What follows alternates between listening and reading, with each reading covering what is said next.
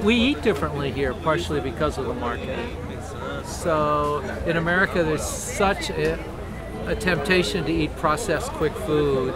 So we wouldn't eat maybe at McDonald's, but yet you might buy a pre-prepared soup. But today we bought the ingredients for gazpacho that we're going to make from fresh vegetables. We probably wouldn't have done that in America. You probably bought a container of gazpacho in Whole Foods or something. So it's a different way of living.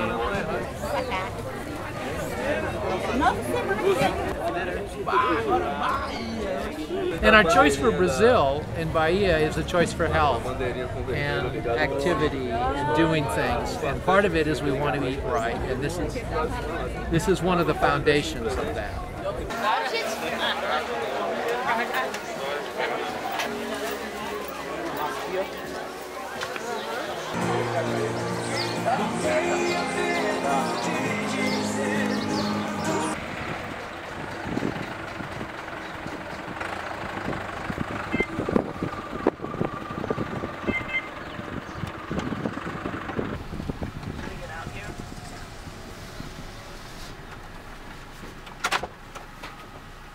Get out here.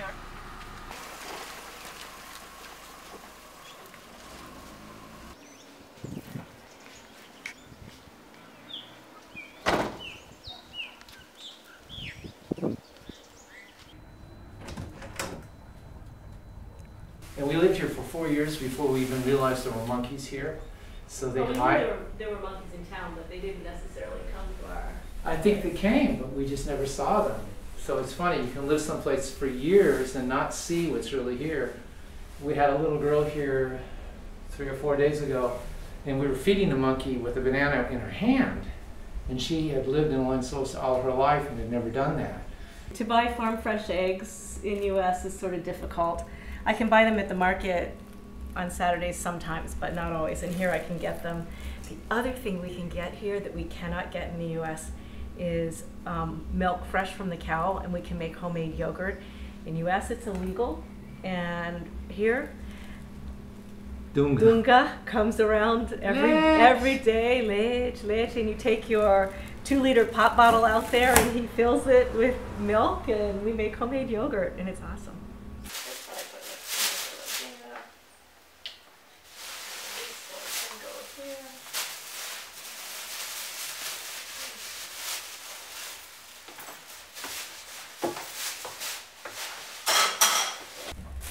Some of these keep that are in the refrigerator, and some I just put out here. One of the things that we do here that we don't do in the U.S. is you save every plastic bag because it has another use, and that's one of the things I love about living here and in Brazil, it seems. You don't throw anything away, you make some other secondary use of it, and I think that's good. Really good. We'll use these later. Again, in U.S., we would never leave our eggs out. They always go in the refrigerator. Do you remember this? You always put them in the refrigerator. And I think once they've been refrigerated, you have to refrigerate them. But since these are from the farm, they don't need to go in the refrigerator. I love this.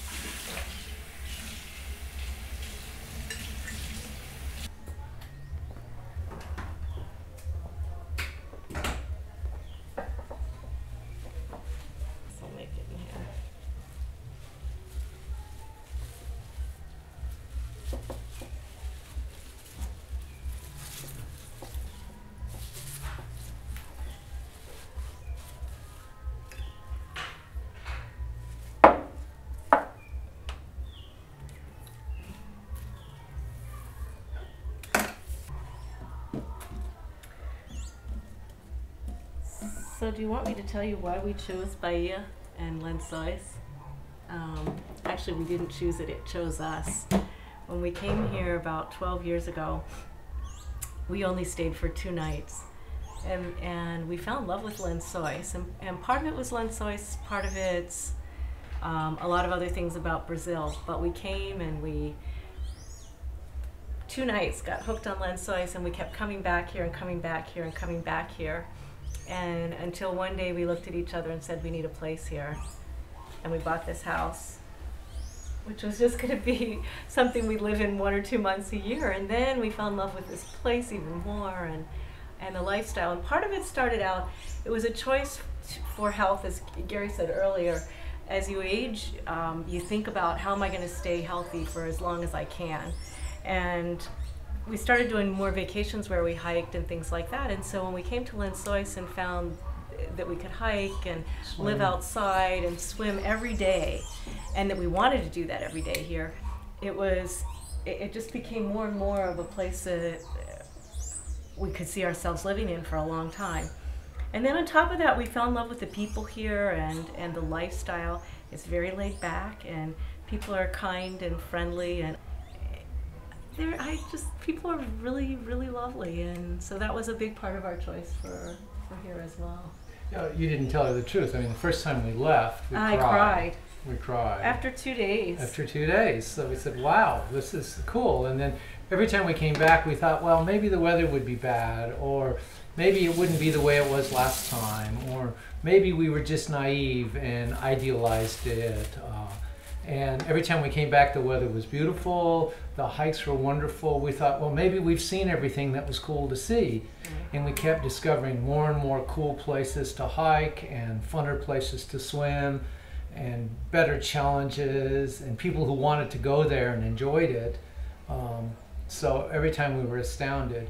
And we promised ourselves, never, ever would we buy a house anywhere in the world. Because we like to travel, so we would just keep going other places. But we couldn't say no. Yeah. And then now we really don't want to be talking like this, because we don't want anybody else to know. We don't want this place to become like... The other part, though, Brazil isn't for everybody. We've had some friends come down here and stay here with us, or go to Rio with us, or whatever. And I know they were scratching their head the whole time going, what are they thinking? Because they can't walk. Yeah, that was part of it. So, and it's a different lifestyle choice. It's, it's not a shishi-lala kind of life. It's enjoying little things, like going to the market. That's a big event for us in the week, We get to go and buy flowers and eggs, and, and at home I'd rush and do that in 10 minutes and get back, or in U.S. I still call that home, huh? So, the other thing about Brazil, just to tell other reasons, is the soul of the music here is pretty amazing. And witnessed the festival this weekend, and while I didn't love all the music that was played at it necessarily, there's something Brazilians in music. I mean, even like sitting at Alcino's the other night for dinner, somebody picks up a guitar and sings, and it's all just, it's so normal here. It's the flavor of that's wonderful. It's a very, very lovely, again, a piece of the fabric of the life in Brazil. So when we talk about places in the world that we like a little bit of adventure. We like places that are beautiful. We like places that aren't too expensive so we can afford them. Friendly people, food that we enjoy, music that we like. And this is one of the few places in the world that we found that had all of those things. Mm-hmm.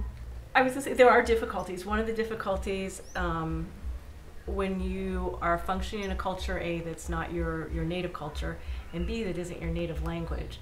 And so one just kind of, I don't know, hard thing for me is it's difficult sometimes to have really in-depth conversations with people that don't speak any English, because my Portuguese isn't good enough often to have the kind of conversation like we're having right now, for example.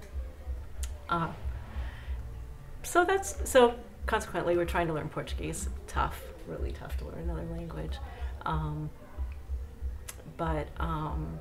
So that's a difficulty of living in another culture.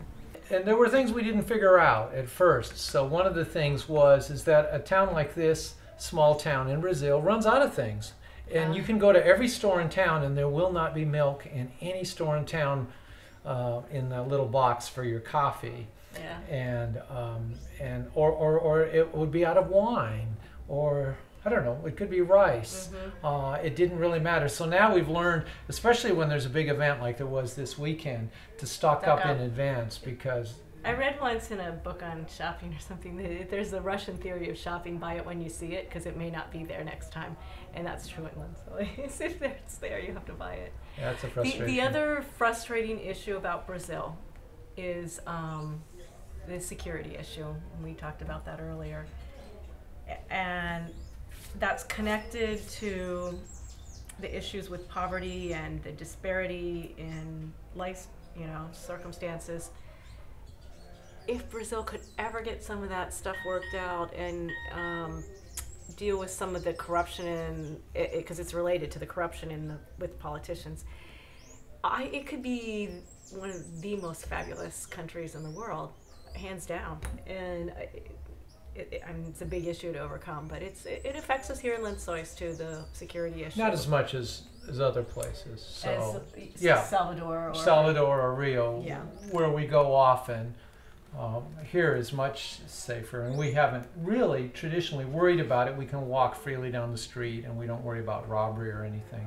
But we are careful about locking our house because there are passive crimes like that, where people, if you leave it unlocked or leave a computer out or something, it might disappear. So we haven't had any problems.